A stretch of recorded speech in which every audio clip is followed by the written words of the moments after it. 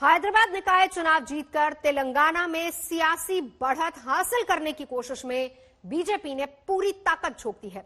रविवार को गृह मंत्री अमित शाह ने भी रोड शो करके बीजेपी के पक्ष में माहौल बनाने की कोशिश की। रोड शो से पहले शाह ने चार मीनार के ठीक पास भाग्य लक्ष्मी मंदिर में पूजा अर्चना भी की।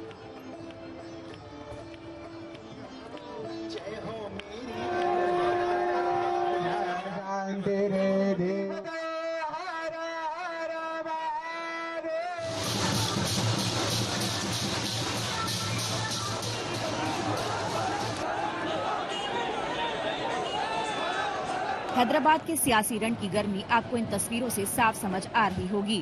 कहने को नगर निगम का चुनाव है, लेकिन देश की दिग्गज सियासी हस्तियां हैदराबाद के वोटर से रूबरू हैं। रविवार को बारी देश के गृह मंत्री अमित शाह की थी, जिन्होंने सिकंदराबाद में रोड शो किया। बीजेपी का यह शक्ति प्रदर्शन हैदराबाद शहर में ग्रेटर हैदराबाद म्युनिसिपल कॉरपोरेशन के चुनावों को लेकर है। आप देख सकते हैं कैसे पूरा ये रास्ता, ये जो सिकंदराबाद पार्लियामेंट्री कॉन्स्टिट्यूएंसी का इलाका है, वारसीगुड़ा इसको कहते हैं, यहाँ पर सैकड़ों की तादाद में भारतीय जनता पार्टी के कार्यकर्ता उमड़े हैं। जिधर भी नजर डाली जाए या तो भारतीय जनता पार्टी के झंडे दिख रहे हैं या फिर इनके अलायंस पार्टनर जनसेना के झंडे दिख रहे हैं। फूलों से सजे रथ पर सवार थे अमित शाह और उनके आगे था जोश और खरोश के साथ नारेबाजी कर रहे बीजेपी के कार्यकर्ताओं का हुजूम। बीजेपी के झंडे लहराते और नारे लगाते कार्यकर्ता कई घंटे से शाह के इंतजार में थे।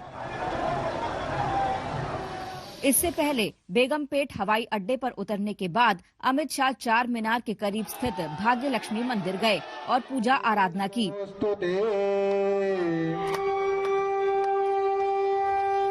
हैदराबाद का नाम भाग्य नगर तक कर देने से बीजेपी को कोई परहेज नहीं है। योगी और जेपी नड्डा के दौरों से बीजेपी के कार्यकर्ताओं का जोश ठाठे मार रहा था, तो अमित शाह के दौरे के बाद नई ऊंचाइयों तक पहुंच गया। माहौल से खुद अमित शाह जोश में थे। भाग्य लक्ष्मी मंदिर से निकलने के दौरान वो कार से बाहर आए और कार्यकर्ताओं की हौसला अफजाई करते दिखे। AIMIM से लेकर TRS को एहसास हो गया है कि हैदराबाद की ये जंग इस बार आसान नहीं है।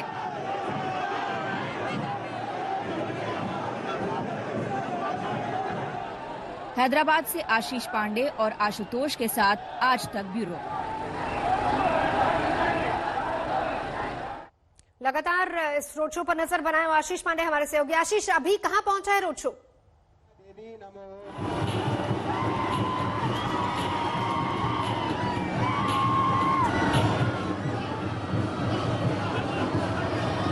आशीष पांडे, मेरी आवाज आप तक आ रही है? चलिए, तस्वीरें लगातार हम आपको दिखा रहे हैं। रोड शो सिकंदराबाद तंग गलियों से होते हुए, लेकिन जोश बरकरार, क्योंकि जिस तरीके से बड़ी संख्या में कार्यकर्ता आसपास मौजूद हैं। और इस बीच कुछ तस्वीरें ऐसी भी सामने आई जिसमें फूलों की बारिश करते भी लोग नजर आए। और उससे पहले, रोड शो से पहले अमित शाह ने भाग्य लक्ष्मी मंदिर जाकर पूजा अर्चना भी की। पूजा कराने वाले पुजारी ने क्या कुछ कहा, वो भी हम आपको सुनवाते हैं। किस तरह की पूजा पाठ थी, किस तरह के मंत्र थे और क्या खास थी आज की पूजा में? यहाँ पे पहले उनका स्वस्तिवाचन से उनका स्वागत किया गया, फिर माता जी के अष्टोत्तर नाम से उनकी अर्चना कराई गई, फिर श्री सूक्त का पाठ करते हुए उनकी पूजा विशेष पूजा मतलब कराई गई। भगवान उनको हमेशा सफल बनाए, जो जिस लिए आए हुए हैं उनको भगवान उनको सफल। माना जाता है भाग्य लक्ष्मी का जो लोग उपवास करते हैं, उनकी प्रार्थना करते हैं, पूजा करते हैं, उन्हें संपन्नता मिलती है। आज तक जो कोई यहाँ पे आता है, जो भी मन्नत मान के जाता है, जो भी पूजा करके जाता है, हर किसी की मनोकामना भगवान माता जी यहाँ पे हर प्रकार से पूरी करती है। यहाँ प्रकाश जी, वो कौन से विशेष मंत्र हैं जिनके जरिए आज वो पूजा पाठ संपन्न कराया गया? जी देखिए, हमारा उद्देश्य यही था कि वो माता जी के दर्शन करें और विजयी भाव उनको, तो माता जी का आशीर्वाद उनको अवश्य प्राप्त होगा। इस पूजा पाठ के जरिए उन्होंने चढ़ावा भी चढ़ाया, खास जो है चढ़ावा भी दिया माता को। जी, किस तरह का चढ़ावा था? वही हुंडी में डाले, जो भी उनकी इच्छा थी वो हुंडी में अपने डाल दिए हैं। विजय का आशीर्वाद मिला है आज उन्हें।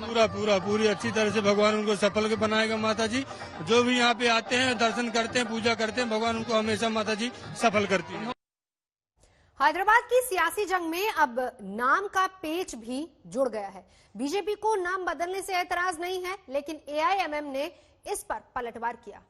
यहाँ पर शहीद हुए उन बलिदानियों का भव्य स्मारक बना करके इस नगर को एक बार फिर से भाग्य नगर के रूप में बदल करके इसका गौरव बढ़ाने का कार्य कर सकती है। जो लोग आज भी निजामशाही के पदचिन्हों का अनुसरण करके यहाँ के नागरिकों का शोषण कर रहे हैं, यहाँ के विकास को बाधित कर रहे हैं, यहाँ पर भ्रष्टाचार फैला करके यहाँ के आम जन की भावनाओं को रोकने का कार्य कर रहे हैं। जो शख्स जिस शहर को निस्बत हैदर कर्रार से है, उस शहर के नाम को तब्दील करने की बात कर रहा है, इंशाअल्लाह ताला उनकी नस्लें खत्म हो जाएंगी, नाम तब्दील नहीं होगा इंशाअल्लाह ताला।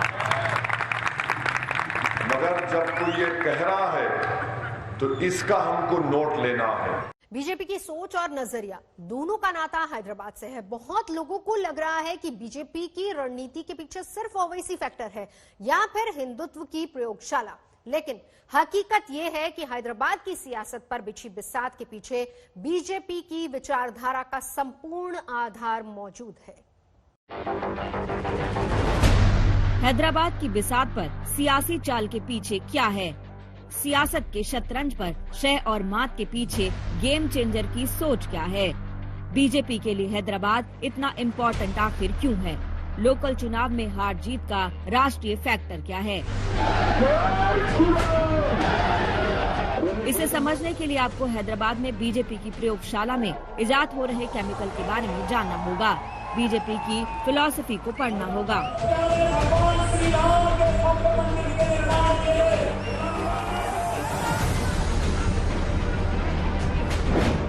फैक्टर नंबर 1 राष्ट्रवाद, factor number 2 Hindutva, factor number 3 Patel की विरासत, फैक्टर नंबर 4 दक्षिण द्वार। हर प्रदेश के अंदर भारतीय जनता पार्टी को मजबूत करना है। बीजेपी के राष्ट्रवाद की पॉलिटिकल फिलॉसफी पर हैदराबाद एकदम फिट बैठता है, जिसके साथ हिंदुत्व बीजेपी के लिए बोनस है। हैदराबाद के निकाय चुनाव में बीजेपी बार बार अतीत के उसी पन्ने को खोल रही है जिसमें हैदराबाद रियासत की हार का सच है और लौह पुरुष की अगुवाई में देश की जीत का। हैदराबाद में आपके पूर्वजों ने 1946 से 1948 में निजामशाही के खिलाफ जो अभियान चलाया था,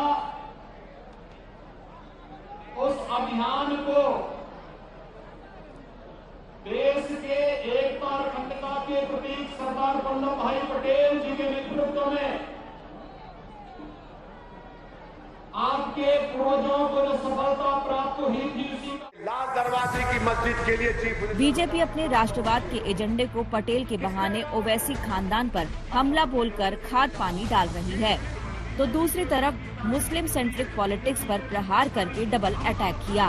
पहला बांग्लादेशी और रोहिंग्या घुसपैठियों को हैदराबाद में बसाने पर दूसरा हैदराबाद का नाम बदलकर भाग्यनगर रखने का। यहाँ पर शहीद हुए उन बलिदानियों का भव्य स्मारक बना करके इस नगर को एक बार फिर से भाग्य नगर के रूप में बदल करके इसका गौरव बढ़ाने का कि एक तरफ हमारे देश की सरहद पर हमारी फौज लड़ रही है ताकि दुश्मन देश हमारे देश को कोई हानि ना पहुंचाए, दूसरी ओर इस शहर में, ऐतिहासिक शहर में एमआईएम के अपने पॉलिटिकल नेता और वर्कर्स इलीगल इमिग्रेंट्स को वोटर लिस्ट में जगह दे रहे हैं। अंदर से जो घात हिंदुस्तान का वो कर रहे हैं, उसका जवाब हिंदुस्तान की आवाम को, हैदराबाद की आवाम को उन्हें देना पड़ेगा। बीजेपी को पता है कि ओवैसी के गढ़ में ओवैसी को घेर कर हराने का सियासी मतलब क्या है। ओवैसी को हैदराबाद में हराकर बीजेपी इसे बंगाल के चुनाव में भुनाएगी। क्योंकि ओवैसी के बढ़ते सियासी कद को रोककर बीजेपी हिंदुओं को मैसेज देना चाहती है। ये बात बीजेपी की लीडरशिप ने साफ कर दी है।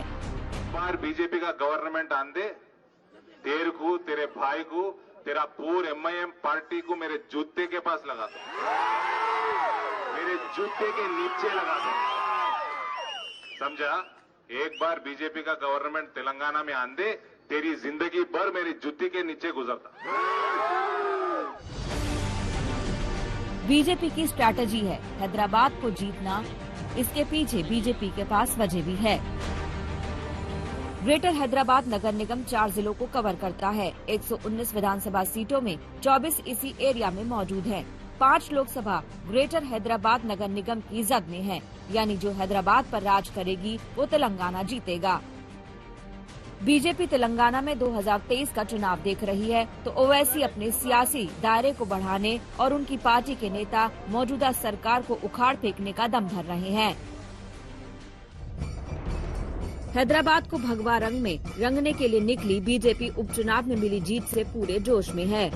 आपको याद होगा तेलंगाना की दुब्बाक असेंबली की सीट पर हुए उपचुनाव में TRS से सीट छीन ली। हैदराबाद की करंट पॉलिटिकल सिचुएशन पर TRS ने साफ कर दिया कि ओवैसी तो बीजेपी की टीम बी है। ये तो जरूर मानूंगा। और इस बार, पिछली बार जो है बल्दिया में हमने 5 सीट जीता था ओल्ड सिटी से। मैं इस बार पक्का दावे के साथ कह सकता हूँ 10 से ज्यादा सीट जीतेंगे और वहाँ हराएंगे मजलिस को। मैं ये भी बोल रहा हूँ, हमारी कोई किसी के साथ ऐसी दोस्ती नहीं है। लोकल इलेक्शन में जीत की कॉम्बिनेशन बिठाने में बीजेपी के टॉप रणनीतिकार जुटे हुए हैं। फॉर्मूला यही है कि जीत के लिए विकास के मॉडल पर भी बात होगी, वोटर्स को लुभाने के लिए राष्ट्रवाद की बात होगी।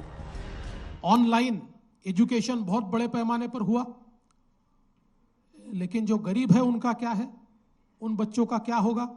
और उसके साथ साथ आने वाले दिनों में सभी बच्चों को हम लोगों को ऑनलाइन जोड़ना पड़ेगा। और इसलिए हमने तय किया है कि सभी बच्चों को हम लोग फ्री टैब्स देंगे स्कूलों में, और उन टैब्स के माध्यम से हम लोग उनको सारे वर्चुअल वर्ल्ड से जोड़ेंगे। हैदराबाद की चुनावी रणभूमि में सवाल अब प्रतिष्ठा का है, क्योंकि छोटे चुनाव में जीत का बड़ा मैसेज है। ब्यूरो रिपोर्ट, आज तक। बुराड़ी और सिंगू बॉर्डर के अलावा गाजीपुर बॉर्डर पर भी किसान जमा है और दिल्ली में आने पर आमादा है। यहाँ से ताजा हालात बता रहे हिमांशु मिश्रा। इस वक्त हम लोग दिल्ली यूपी बॉर्डर गाजियाबाद के बॉर्डर पर मौजूद हैं और यहाँ पर आप देखिए किसान करीब 300 के 400 के आसपास किसान यहाँ पर पहुंचे हुए हैं बॉर्डर पर। और ये जो फ्लाईओवर है उसके नीचे फिलहाल किसान यहाँ पर बैठे हुए हैं। यहाँ पर सुबह खाना बना, लंगर भी बटा और किसान नेता आपस में बातचीत कर रहे हैं।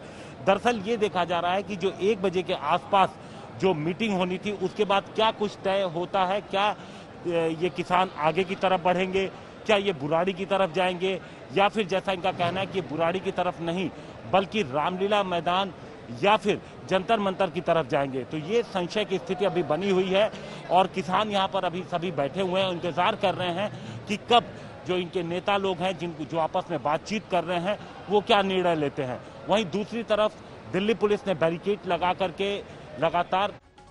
तो इस बीच बड़ी खबर आपको बता दें कि कृषि कानून के खिलाफ किसान सड़क पर डेरा डाले हुए हैं। दिल्ली सीमा पर किसानों का भारी जमावड़ा है और किसान तय जगह की बजाय बॉर्डर पर ही प्रदर्शन करेंगे। गृह मंत्री ने हालांकि किसानों से तय जगह पर जाकर प्रदर्शन करने की अपील की थी। आज दोपहर किसानों से बात होगी। मौसमी सिंह हमारे साथ जुड़ चुकी है। मौसमी, क्या खबर निकल कर आ रही है इस बीच?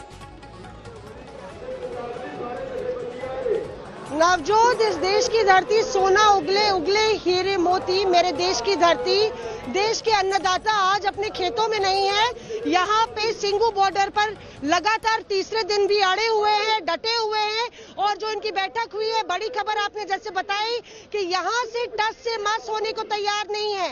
आज तक के स्क्रीन पर आप देख सकते हैं एक टॉप एंगल व्यू, जिससे दर्शकों को अंदाजा हो जाएगा कि कितनी भारी संख्या में यहाँ पे किसान मौजूद हैं। दूर नजर दौड़ाइए तो ये कोई रामलीला मैदान नहीं है, ये कोई जंतर मंतर नहीं है, ये है सिंगू बॉर्डर, देश का एक राष्ट्रीय हाईवे जहाँ पे लगातार ट्रैफिक की आवाजाही बनी रहती है। खेद जताते हुए कि लोगों को असुविधा हो रही है, किसानों ने बोला है कि ये भी राष्ट्र से जुड़ा मुद्दा है। शर्तें नहीं चाहिए, शाह की शर्तों पे मुलाकात मंजूर नहीं है, ये फैसला हुआ इनकी बैठक में। और अगर संजीव से हम बोले, संजीव दूर तक दौड़ा कैमरे की तस्वीर दिखाएंगे कि किस तरह से ट्रक, ट्रैक्टर, तंबू, कनात, राशन, पानी सब लेके मौजूद हैं। क्या संदेश देना चाहते हैं, क्यों नहीं आप मान जाते? देखिए, कल गृह मंत्रालय की तरफ से हमारे नेताओं को लेटर लिखा गया और कहा गया कि आप बुराड़ी आइए और बात करिए। किसान नेताओं ने इस चीज को बिल्कुल नकार दिया है। बुराड़ी कोई जाने वाला नहीं है। लोकतंत्र में जनता राजा होती है और जो उसके नुमाइंदे हैं वो उसके नौकर। तो जिसको बात करनी है वो यहाँ आए, किसान यहाँ से आगे नहीं जाएंगे। हमारे मुख्यमंत्री कहते हैं कि ये तो पंजाब की सरकार ने भेजे हुए लोग हैं। आपको लगता है इनमें से कोई प्लांटेड है? ये किसान है, रियल किसान है। और आज आपको बता दें कि ये लोग पूरा बोरिया बिस्तरा लेके आए हैं। कितना राशन आप अपने घर से लेके आए? हम मैडम 6 महीने का राशन लेकर आए हम, और जरूरत पड़ेगा तो और राशन भी आ जाएगा। हमारे किसान भाई हैं, ये जो लड़ाई हम जीत के रहेंगे। मोदी जब सत्ता में आए थे ना, उन्होंने एक बात बोली थी कि मैं नौकर बन के काम करूंगा, पर वो नौकर ने एक राजा बन के काम कर रहा, तानाशाही कर रहा है मोदी जी। यहाँ पे नवजोत आप सुन रहे हैं कि किस तरह से नाराज हैं किसान केंद्र सरकार के रवैये से। जरा आप देखिए इसमें हालांकि महिलाएं कम नजर आएंगी, पर युवा किसान भी हैं और बुजुर्ग किसान भी हैं, और यहाँ से ये टस से मस होते हुए नजर नहीं आ रहे। अब आप ये भी जानना चाहेंगे कि आखिर वो 3 कानून कौन से हैं जिसको लेकर किसान भी नाराज हैं, और वो तीनों कृषि कानून जिन पर घमासान मचा हुआ है। वैसे तो वो तीनों कानून किसानों के हित में बताया जा रहा है, लेकिन किसानों को लगता है कि इससे उनका अहित होगा।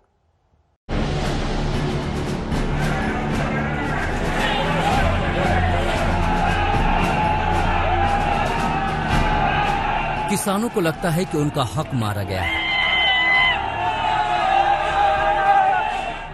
किसानों को लगता है कि नया कृषि कानून उनकी कमाई खा जाएगा।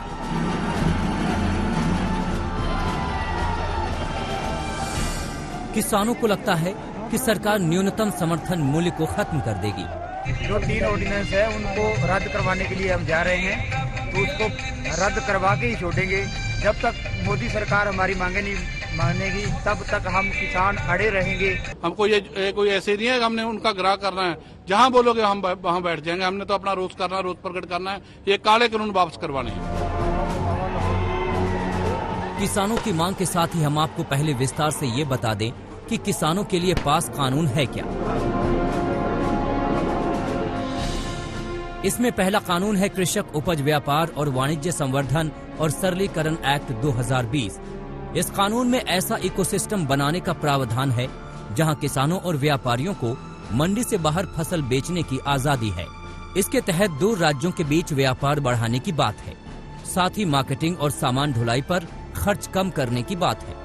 दूसरा कानून है कृषक सशक्तिकरण व संरक्षण, कीमत आश्वासन और कृषि सेवा पर करार कानून 2020। इस कानून में कृषि करारों पर राष्ट्रीय फ्रेमवर्क बनाने की बात है। यह कानून कृषि उत्पादों की बिक्री और खेती किसानी से जुड़े बिजनेस से किसानों को सीधे जोड़ने के लिए है। इसके तहत किसानों को अच्छी क्वालिटी के बीज, तकनीक, फसल बीमा और लोन जैसी सुविधाएं उपलब्ध कराने का प्रावधान है। तीसरा कानून आवश्यक वस्तु संशोधन कानून 2020 है। इस कानून में अनाज, दलहन, तिलहन, खाद्य तेल, प्याज, आलू को आवश्यक वस्तुओं की सूची से हटाने की बात है।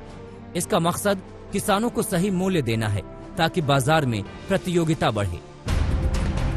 सरकार का कहना है कि यह कानून किसानों की बेहतरी के लिए बनाया गया है, लेकिन ये बात उन लोगों को समझ में नहीं आती जो किसानों को भड़का रहे हैं। किसान दशकों तक सिर्फ राजनीतिक चर्चा का ही विषय रहा। जमीन पर उसके हित में कदम सीमित ही थे। बीते 5-6 सालों में हमने किसानों के लिए एक सुरक्षा तंत्र विकसित किया। बीते सालों में एमएसपी को भी अनेक बार बढ़ाया गया और किसानों से रिकॉर्ड खरीद भी की गई है। किसानों के आंदोलन और विपक्ष के आक्रामक तेवर के बीच सरकार की दलील ये है कि नए कानून के मुताबिक किसान अपनी मर्जी का मालिक होगा। बिचौलियों की जगह कहीं से भी व्यापारियों को अनाज बेच सकेगा। पहले की तरह मंडी में जाकर लाइसेंसी व्यापारियों को ही अपनी उपज बेचने की मजबूरी खत्म हो गई है। किसानों को उपज की बिक्री के बाद 3 दिन के अंदर व्यापारी को पैसे चुकाने होंगे, जबकि पहले ऐसा प्रावधान नहीं था। नए कानून के तहत सरकारी खरीद की व्यवस्था खत्म नहीं की गई है, बल्कि किसानों को और विकल्प दिए गए हैं जहां वो अपनी फसल बेच सकते हैं। नए कानून में भी न्यूनतम समर्थन मूल्य भी रहेगा, लेकिन बीच में बिचौलियों को मुक्त कर दिया जाएगा। पहले राज्य से बाहर फसल बेचने के लिए किसानों को टैक्स देना पड़ता था, जो अब नहीं देना होगा। लेकिन किसानों के हित को लेकर विपक्ष से सीधी टक्कर बनी हुई है। कानून तो काली स्याही से लिखा गया है, लेकिन इसमें एमएसपी कहीं पे नहीं लिखा गया। इसमें कहीं पे भी ये नहीं लिखा गया कि आपको एमएसपी की गारंटी मिलेगी। पंजाब और हरियाणा का जो प्रोक्योरमेंट का इंफ्रास्ट्रक्चर है बहुत ही अच्छा है, तो क्यों छेड़ा जा रहा है एक अच्छा भला चलता हुआ सिस्टम। पार्लियामेंट में मैंने बोला था, मैंने कहा अगर इतनी ही क्रांति लाने वाला ये कानून है तो पूरे देश में क्रांति ला दो। पंजाब, हरियाणा और यूपी और राजस्थान को इसमें से एग्जम्प्ट कर लो, छोड़ दे दो। जब क्रांति आ जाएगी तो हम भी बोल देंगे, हमें भी साथ ले लो। बीजेपी ही सिर्फ इंटेलिजेंट रह गई ये बताने के लिए बहुत अच्छे कानून है, बहुत अच्छे कानून है। हमारे साथ झगड़ा मत करो, क्योंकि झगड़ा किसान नहीं कर रहा। बात किसानों की है, इसलिए कोई भी राजनीतिक दल उनके विरोध की जुर्रत नहीं कर सकता। लेकिन ये भी साफ नहीं है कि सरकार से उनकी बातचीत कहां तक पहुंचेगी। आज तक ब्यूरो। कश्मीर में इन दिनों जबरदस्त बर्फबारी हो रही है। कुछ रास्ते बर्फ की वजह से काफी ज्यादा खतरनाक हो रहे हैं। ज़ोजिला में एक कार हिमस्खलन में फंस गई। कई घंटे की मशक्कत के बाद इसमें सवार लोगों की जान बचाई जा सकी। ये पूरा रेस्क्यू ऑपरेशन इच्छा शक्ति की मिसाइल से ले जाने वाले हाईवे पर जोजिला जगह की ये तस्वीरें आपको दहला देंगी। हाईवे पर ये एसयूवी लेह की तरफ बढ़ रही थी। इस बात से अनजान थे इसमें सवार लोग की मौत घात लगाकर बैठी है और जोजिला के पास बर्फ ने धावा बोल दिया। जबरदस्त हिमस्खलन हुआ, यानी बर्फ खिसकी और ये कार उसकी चपेट में आ गई। भीतर बैठे लोगों की तो सांसें अटक गई। लेकिन कुछ ही वक्त बाद वहां फरिश्तों की तरह आए कुछ पुलिस वाले और कुछ गांव वाले। शुरू हो गई जिंदगी बचाने की जंग। आप देख सकते हैं लगातार बर्फबारी हो रही है, हड्डियों को जमा देने वाली बर्फीली हवा चल रही है, लेकिन ये लोग इस सबसे बेपरवाह कुछ जिंदगियों को बचाने के मिशन में लगे हैं। आप सोचिए बर्फ के पहाड़ में दबी इस गाड़ी में भीतर बैठे लोगों की क्या हालत होगी। अगर कुछ वक्त के भीतर इस कार को बर्फ की समाधि से आजाद नहीं कराया गया होता तो अंदर बैठे लोगों की हालत खराब हो गई होती। कोशिशें होती रहीं, मशक्कत धीरे धीरे रंग लाने लगी। मशीनों ने अपना काम किया। किसानों की अदम्य इच्छा शक्ति के आगे मौत के कदम उखड़ने लगे और आखिरकार इस कार को बर्फ से निकाल लिया गया। सलाम करिए इन फरिश्तों को कि इन्होंने खुद बड़ा जोखिम लेकर कुछ लोगों की जान बचा ली। श्रीनगर से अशरफ आनी के साथ आज तक ब्यूरो।